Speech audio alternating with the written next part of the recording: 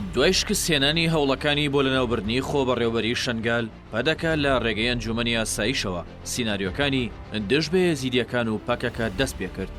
سیناریۆکەی ئەنجومەنی ئاسایش هەرزوو لەلایەن ئێزیدیەکانەوە بەدرۆ خرایەوە و هاوڵاتیانی باشووریش بە سیناریۆیەکی قێزەونی دەزانن. لەسەر ئەو سیناریۆیە حاکم شێغلەتیف دەڵێت هەموو دنیا شایەتە پەکەکە برای ئێزیدیەکانی پاراست و فریایان کەوت کاتێک هەمووان بەجێیان هێشتن.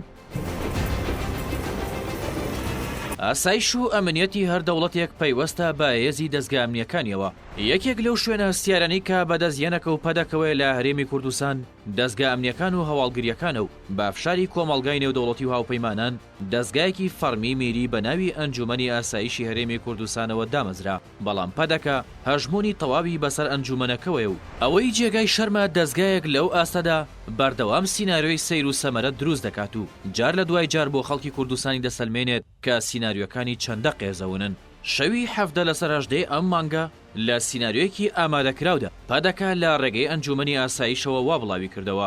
دوو کەسی سەر بە پاکەکەیان دەستگیر کردووە کە بە نیازی ئەنجامدانی تەقینەوە بوون لە کەمپەکانی شاریا و بێرسێڤێ و کەپەرتوو شێخان لە پارێزگای دهۆ. ئەو کەمپانیای ئەنجومەنی ئاسایش باسی کردووە ئێزیری نشینن و دوای کۆمەڵکوژی شەنگال لەلایەن داعشەوە و لە ساڵی 2014ەوە ئاوارەی کامپەکان بوون. پەدەکە لەبەرەوەی لە دیاریکردنی کارەکتەری تیرۆریستیدا لێهاتوونین دەموچاوی وەها دێنە سەر شاشە کە بە دەموچاوی ئەو کەسەوە دیارە تاوانێکی ئەو تۆی نەکردووە یان تیرۆریست بێت. حاکم شێغلەتیف پسپۆڕی یاسایی و دادوەری خانەنشین لەسەر ئەو پرسە نووسیوێتی ئاخر سیناریۆیەک دابڕێژن ڕێی تێبچێت. هەموو دنیا شایەتە پەکەکە برای ئێزیدیەکانی پاراست و فریایان کەوت کاتێک هەمووان بەجێیان هێشتن.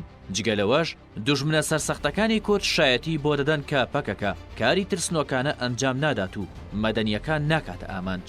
حاکم شێغلەتیف زیاتر لەسەر ئەو پرسە دەوەستێت و دەڵێت بیرمانە لە ساڵانی 2014 و 2015 کۆمەڵێک شوێنی مەدەنی لە ناو ئەستەمبوڵ و شارەکانی تری تورکیا کرانە ئامانج و هاوڵاتیانی مەدەنی شەهید بوون. ئەو کاتەیش وەک هەمیشە پێش لێکۆڵینەوە پەنجەی تۆمەت بۆ پەکەکە ڕاکێشرا، بەڵام هەرزوو لە ناوخۆی تورکیاش و لە دەرەوە ژووتیان ئەوە کاری ئەوان نییە و لە جێپەنجەی ئەوان ناچێت، چونکە ئەوان هێرش دەکەنە سەر ئامانجی سەربازی و ئەمنی نەک مەدەنی.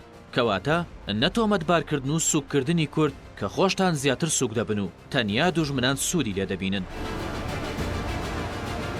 هاوڵاتیانی هەرێمی کوردستان لە کۆمنتەکانیاندا لەسەر ئەو سیناریۆ دەپرسن پەدەکە ئێزیدیەکانی لە بەردەستی داعشدا جێشت و هەزاران ژن و منداڵ و گەنج و پیریان لێ شەهید کران. ئێستاش لەژێر بۆردومانی فڕۆکەی بێفڕۆکەوانی تورکیادان و هەر جارە و چەند کەسێکی ئێزیدی شەهید دەکرێن. خێرە پەدەکە دەنگی لێوە نایەت؟ هەروەها دەڵێن ئەو کاتەی پەدەکە ئێزیدیەکانی لە بەردەستی چەتەکانی داعشدا جێهێشت نزیک بوو لەوەی بە تەواوی کۆمەڵکوژ بکرێن. پەکەکە لە چیاکانی کوردستانەوە خۆی گەیاندە شەنگال و بە خوێنی گەریلاکانی بەری لە کۆمەڵکوژی ئێزیدیەکان گرت.